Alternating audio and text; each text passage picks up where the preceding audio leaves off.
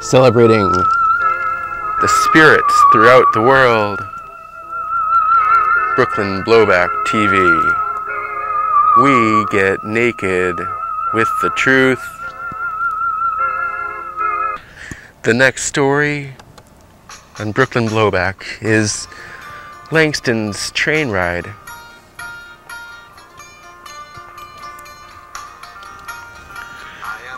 With music by Ishmael Reed.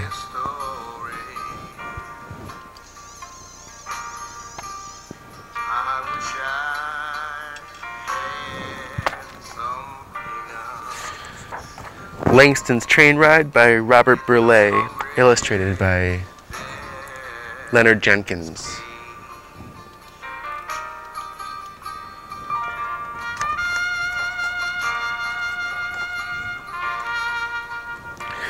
Sunday afternoon in Harlem, and 125th Street is alive, swarming with people, jumping and jiving. I'm home. I love walking these streets. The faces, the men in their sharp Sunday suits, the girls in their dresses, the color of bright, hard candy, the vendors.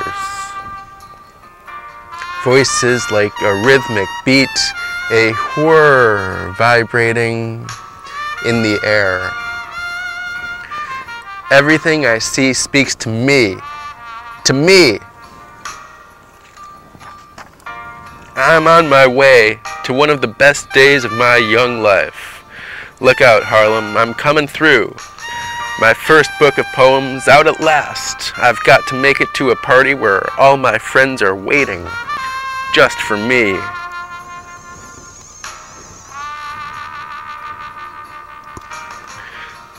I skit-scat a little half-dance on the sidewalk. Yes, I am a poet.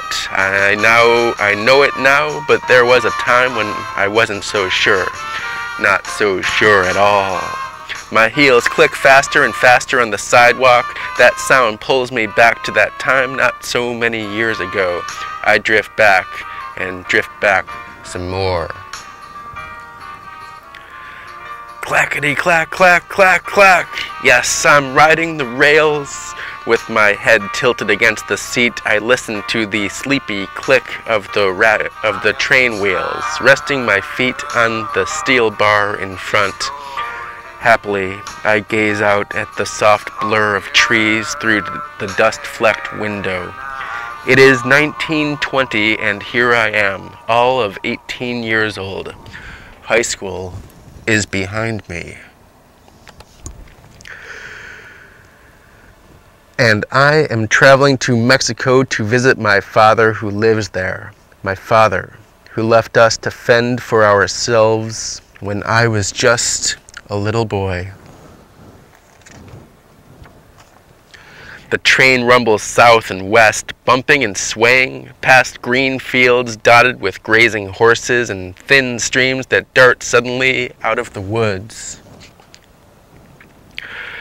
From Ohio into Indiana, little towns with white steeples and lazy stations here and there at the edge of these towns. The tar paper shacks or broken down sheds where my people, the Negro people,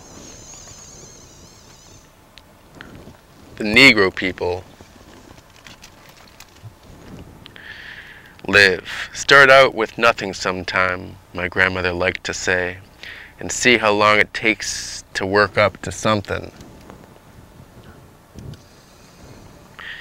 Riding along, I remember my grandmother who raised me. I loved her pride. I loved her free spirit. I loved the story she told me about her first husband who died fighting to end slavery. One time she showed me his shawl full of bullet holes. I think of many others too, the black men and women in my church who cared for me. My Auntie Reed, who cooked wonderful apple dumplings with butter sauce, and all the black folks I'd met while working in an ice cream parlor in Cleveland. They came north with nothing but their brave thunderclap laughter that said, "No matter what, I'll keep on going." The train rolls on as the sun starts setting over endless rows of Illinois cornfields. And then slowly, very slowly, we're crossing a long bridge. It's the Mississippi River. Far below, with a beautiful golden light shimmering on it, the trees on the farthest shore seem ablaze. Something deep inside me stirs. I feel more awake than I've ever been before.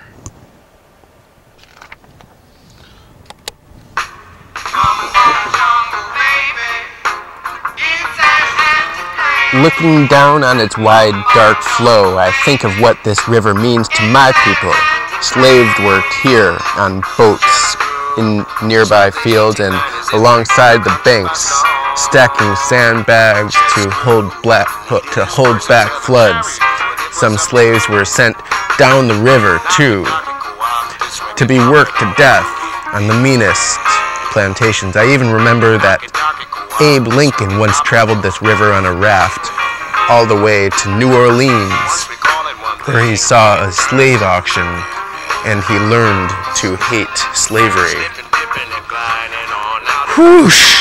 Words and phrases come rushing into my head. The names of other ancient rivers bubble up. African rivers, the Congo, the Nile, the Euphrates.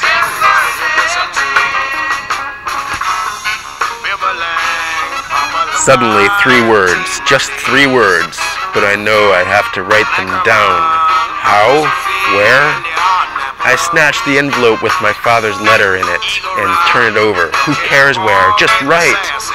On the back side, with a little stubby pencil I always carry, I write the words. I've known rivers. My thoughts roam. Suddenly I feel the history of my people flowing right up to this moment to me. Yes, I feel I've lived other lives on those muddy riverbanks. Somehow, somewhere, I've heard the dusty waters of all those rivers lapping and singing. It's true, I've known rivers. I keep the envelope flat on my lap. I'm madly scribbling words down now, rapidly, one after another. Poems are like rainbows, don't you think? They escape if you're not quick enough. I turn my head to get one last look at the sun-tinged Mississippi. Going, gone. I scrawl the last line. My soul has grown deep like the rivers, and my poem is done. Carefully, I place the envelope inside my coat pocket. Mustn't lose this. No way. I sit there gazing at the reflection of my face in the glass, reciting the poem to myself over and over and over.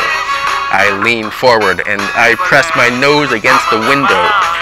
Everything is gathered up in one huge darkness, but as I stare out, I see a few tiny dots of light balanced on the edge of the horizon. Questions keep coming into my head. Am I really a poet? Is it possible? Can I sing my America too, as other great poets have sung theirs? Can I? Then, as I watch the far-off flickering lights, a very tiny voice inside me answers softly but firmly. Yes, it says. Yes, yes. I settle back in my seat. The train wheels hum.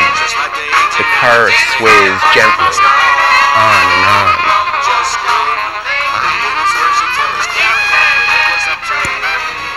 Suddenly, I hear the staccato street sounds again. A large crowd of people is waving at me. I arrive in front of the Shipwreck Inn.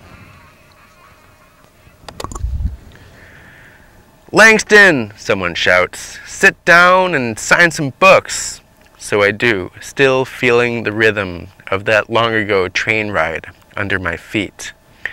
A friend calls out, "Langston, read some poems. Read us some poems."